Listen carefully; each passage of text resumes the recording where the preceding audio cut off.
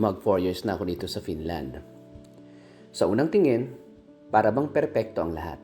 Magandang sahod, maayos ang lugar, ligtas ang paligid, at maraming opportunities.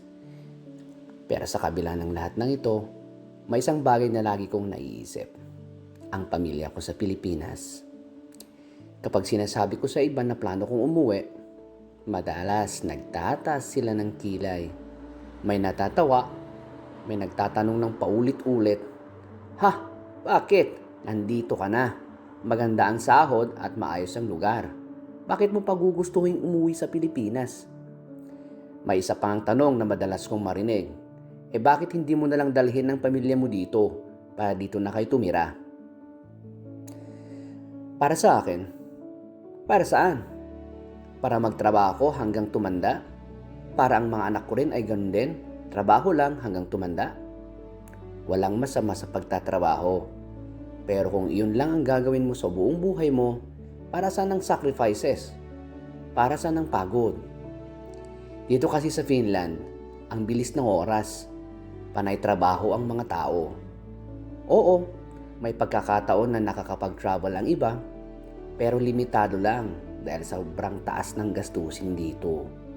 Kaya kahit sobrang kayod, konti lang ang reward para sa sarili. Naalala ko noong first year ko dito, halos araw-araw trabaho. Gabi na lang kung makapagpahinga. At sa tuwing may free time, iniisip ko pa kung paano ko magagamit ang ipon ko sa future. Sobrang kayod, konti lang ang saya.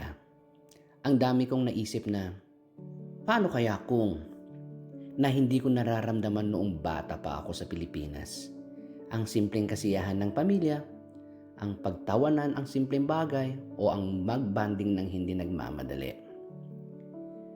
Isang araw nung nasa Helsinki ako, nakaupo ako sa maliit na cafe. Nakita ko ang mga tao. Lahat tila nagmamadali.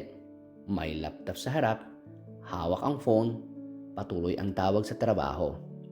Napatingin ako sa sarili ko at naisip, ito ba ang gusto kong buhayin hanggang tumanda ako? Oo, maganda ang sahod, maayos ang benefits, ligtas ang buhay, pero ang quality of life, parang laging kulang. Laging mabilis ang oras, laging may deadline, at laging may trabaho. Hindi mo lang basta pinapahalagan ang oras para sa sarili o pamilya. Ang plano ko ay iba. Gusto kong makasama ang pamilya ko sa Pilipinas, kung saan mas mabagal ang takbo ng buhay, mas malapit sa mahal sa buhay, at mas may kontrol ka sa sariling oras. Ang gusto kong ituro kasi sa mga anak ko ay dalawang bagay. Kung paano kumita ng pera kahit hindi magtrabaho buong buhay. Nakapagtataka ba? Meron bang ganon? At saka, paano i-value ang hard work sa pamamagitan ng pagtatrabaho ng ilang taon lang? Hindi hanggang retirement. Gusto kong maramdaman nila na may balance ang buhay, na hindi lahat ng bagay ay tungkol sa trabaho at pera, kundi tungkol sa kalidad ng oras, sa pamilya at sa sariling kaligayahan. Sa Finland, mabilis ang oras. Panay trabaho, may mga pagkakataon na nakakapag-travel ka pero limitado. At mahal ang lahat. Ang buhay dito para bang laging naka-speed mode. Sa Pilipinas, iba ang ritmo. Mas mabagal, mas relaxed, mas may breathing space kumbaga. Ang araw-araw ay mas malapit sa tao, mas malapit sa pamilya, at may pagkakataon kang mamuhay ng may kalayaan. Naalala ko noong umuwi ako sa Pilipinas ilang taon nang nakalipas para magbakasyon. Ang dami kong na-miss sa pamilya ko na hindi ko naramdaman dito sa Finland. Yung simpleng kwentuhan sa hapagkainan, ang tawanan ng mga anak ko, o kahit simpleng paglakad sa kapitbahayan. Lahat yun, walang katumbas sa sweldo sa Finland. Kaya sa mga curious, plano ko lang dito sa Finland hanggang 45 years old. Konting taon na lang naiiwan. Pagkatapos noon, uuwi na ako sa Pilipinas for good. Sa mga susunod na vlog, ibabahagi ko kung paano ko planong mabuhay doon kahit wala ng sahod na kasing laki ng sahod dito. Paano gagamitin ng ipon ng maayos paano ituturo sa mga anak ko ang tamang mindset sa pera at trabaho, at paano magiging mas makabuluhan at mas masaya ang buhay kahit mas simple ang lifestyle.